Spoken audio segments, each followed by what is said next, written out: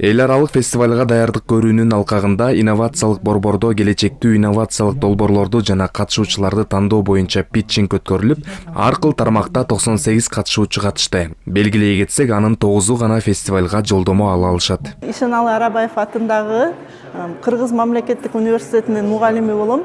Биз долбоорго келген себебибиз ушундай кыргыз тилинде справочный материалдары бар дептерлерди чыгарып атабыз. Мына ичинде карасаңыздар, кыргызча справочный материалдары бар. Андан тышкары бул QR менен видео сабактарга кире аласыздар. Жана дагы кийистен дагы дизайндарды жасап, ушундай кыргыз тилинде дептерлерди чыгарып атабыз.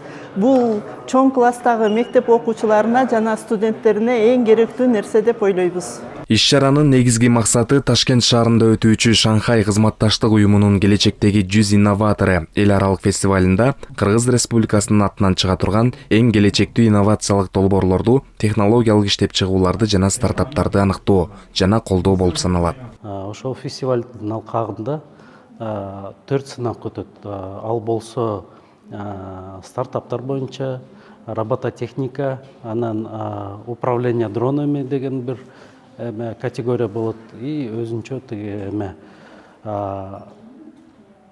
искусственный интеллектти колдонуу в борьбе с кибератаками.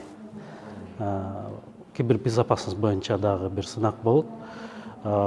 Биз ошол тапшырма келген, биз тапшырманы аткаруу максатында жобону иштеп чыктык.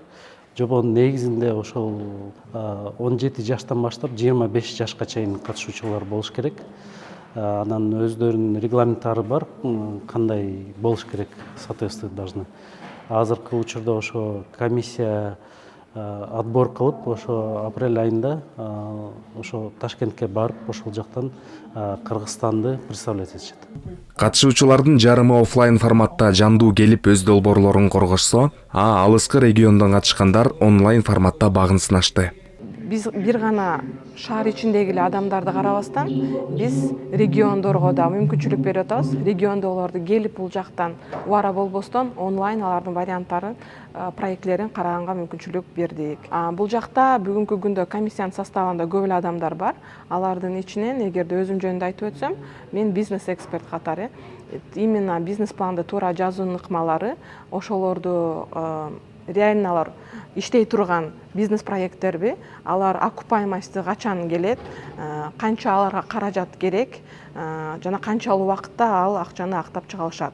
Ошол тууралуу именно цифра жагына көбүрөөк мен акцент бермекчимин да. Бул иш-чара Кыргызстандын инновациялык экосистемасын өнүктүрүүгө, жаш окумуштууларды, иштеп чыгуучуларды жана стартап командаларды колдоого, ошондой эле илим, технология жана инновациялар тармагындагы эл аралык кызматташтыкты кеңейтүүгө багытталган.